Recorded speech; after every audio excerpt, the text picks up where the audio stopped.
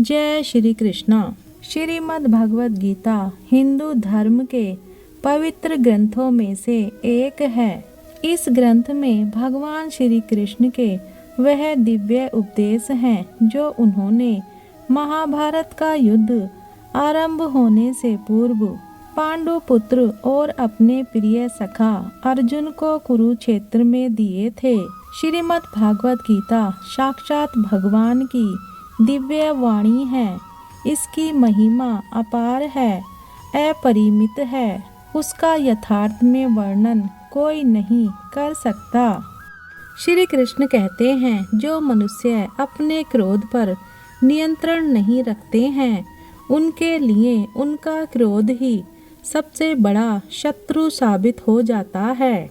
भगवान श्री कृष्ण अपने उपदेश में कहते हैं कि परिस्थिति कितनी भी भयानक हो, आत्मविश्वास नहीं खोना चाहिए, बल्कि मुश्किल समय का निडरता से सामना करना चाहिए। हार जीत जिंदगी का हिस्सा है, लेकिन सफल वही होता है जो हार और जीत दोनों को सीख लेता है। अगर आपके समक्ष कई चुनौतियां हैं तो सूझबूझ से निर्णय लें और एक रणनीति जरूर बनाएं। बिना रणनीति के किसी भी कार्य में सफलता हासिल करना मुश्किल होता है। सही रणनीति से बड़ा युद्ध भी जीता जा सकता है। श्री कृष्ण कहते हैं कि भविष्य में क्या होगा ये सोचकर चिंता करनी छोड़ दो। सिर्फ अपने वर्तमान को कैसे बेहतर बनाया जाए इस बारे में सोचो। समय के अनुसार खुद को ढालना सीखें। क्रांतिकारी भी बनना पड़े तो भी पीछे ना हटें। जरूरत पड़ने पर खुद में बदलाव लाना जरूरी होता है। अगर आप किसी काम में सफल हो गए हैं तो ज़्यादा उत्साह नहीं दिखाना चाहिए। ऐसा करने से आपसे कोई गलती भी हो सकती है। इसके अलावा सफलता को संभालना सीखें। विनम्र बने और घमंड कभी ना करें। ईश्वर चित्र में नहीं चरित्र में बसता है। अपनी आत्मा को मंदिर बनाओ।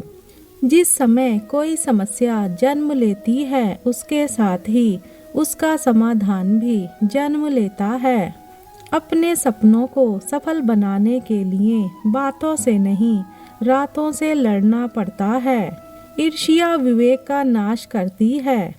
खुद को अगर जिंदा मानते हो तो गलत का विरोध करो। धारा के साथ लाशें बहा करती हैं, तैराक नहीं। एक विचार लो, उसी के बारे में सोचो, उसी के सपने देखो, उसी का अनुसरण करो। उसे शरीर के नस नस में बहने दो जब तक अपनी मंजिल तक ना पहुंच जाओ। किसी अन्य विचार को अपने समीप भी ना आने दो। दूर रह रहा व्यक्ति दूर नहीं है यदि वह मन में स्थित है। पास रह रहा व्यक्ति बहुत दूर है यदि वह मन में स्थित नहीं है। जीवन में दुख है, दुख का कारण है, दुख का निवारण है। जरूरत है तो बस धैर्य रखने की। जो व्यक्ति वीर, चतुर, कुलीन, धैर्यवान, सहिष्णु और विवेकवान हो, उसे जीतना मुश्किल है। शक्ति के अभाव में विश्वास व्यर्थ है।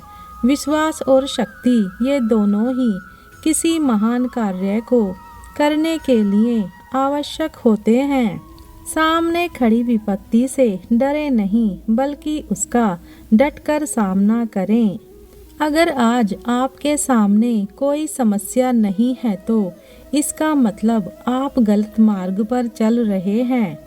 आप वहां कभी मत जाएं जहां आपका सम्मान एवं आपकी भावनाओं को समझने वाला कोई व्यक्ति ना हो, बल्कि वहां जाएं जहां लोग आपकी इज्जत करते हों। जिस प्रकार कोई काम ना करने के कई बहाने मिल जाते हैं, वही काम करने के लिए कम से कम एक बहाना आपको खोजना चाहिए।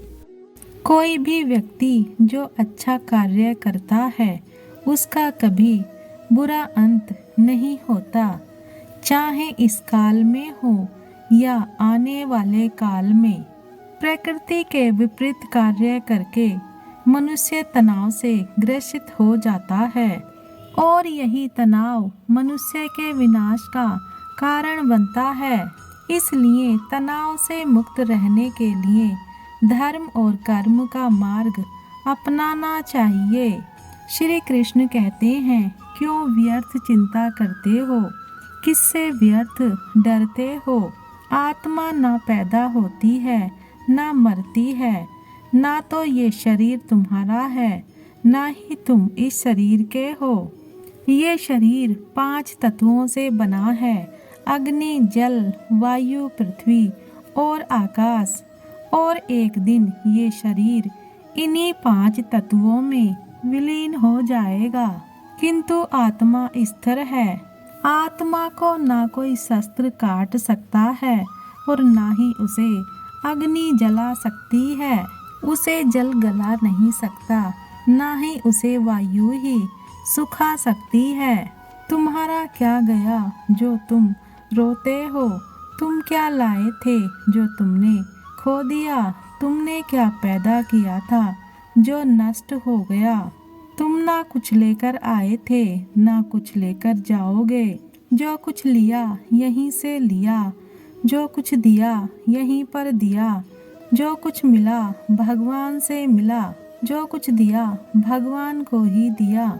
इस बात पर विश्वास रखो कि जो हुआ अच्छा हुआ, जो हो रहा है अच्छा ही हो रहा है और जो होगा वह भी अच्छा ही होगा। जो बीत गया उसका पछतावा मत करो और भविष्य की चिंता करना छोड़ दो। वर्तमान चल रहा है, जिसे तुम मृत्यु समझते हो वही तो जीवन है। तुम एक ही क्षण में करोड़ों के स्वामी बन जाते हो और दूसरे ही क्षण तुम दरिद्र हो जाते हो।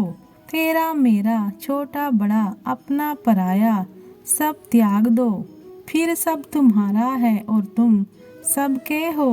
क्रोध से भ्रम पैदा होता है, भ्रम से बुद्धि विचलित होती है और जब बुद्धि का विचलन होता है तो तर्क करने की क्षमता क्षीण हो जाती है। तब मनुष्य पतन की ओर अग्रसर हो जाता है। इसलिए क्रोध से बचना चाहिए। मन बहुत चंचल होता है और मन पर नियंत्रण करना बहुत आवश्यक होता है। जो मनुष्य मन पर नियंत्रण नहीं कर पाते, ऐसे मनुष्य का मन उसके शत्रु की भांति कार्य करता है और धीरे धीरे व्यक्ति गलत मार्ग की ओर अग्रसर हो जाता है। लगातार प्रयत्न करने से अशांत मन को वश में किया जा सकता है। मन को वश में करना सरल भी है और दुष्कर भी। यदि मनुष्य धीर गति और दृढ़ निश्चय वाला हो तो वो सरलता से अपने मन को वश में कर सकता है। और यदि मनुष्य की मति धीर नहीं है तो वो दृढ़ निश्चयी नहीं होगा। ऐसा मनुष्य जन्म जन्मांतर तक भटकता रहता है। परमात्मा में विश्वास से, धर्म में विश्वास से, सत्य में विश्वास से मनुष्य दृढ़ निश्चयी हो सकता है। कोई भी मनुष्य अपने कर्मों से भाग नहीं सकता। कर्मों का फल अवश्य भुगतना पड़ता है। इसलिए सदैव शुभ और अच्छे कर्म करो। सही कर्म वह नहीं है जिसका परिणाम सदैव सही हो, अपितु सही कर्म वह है जिसका उद्देश्य कभी गलत ना हो। ना सुख स्थायी है ना दुख स्थायी है। ये संसार परिवर्तनशील है। परिवर्तन प्रकृति का नियम है। यहाँ कोई भी वस्तु स्थायी नहीं होती। हमारे शरीर की अवस्थाएं भी स्थायी नहीं हैं। फिर दुख और सुख कैसे स्थायी हो सकते हैं? मनुष्य को सुख और दुख दोनों भोगने पड़ते हैं। सुख और दुख एक ही चक्र के 2 अर्ध भागों के समान हैं और ये चक्र चलता रहता है, चलता ही रहता है।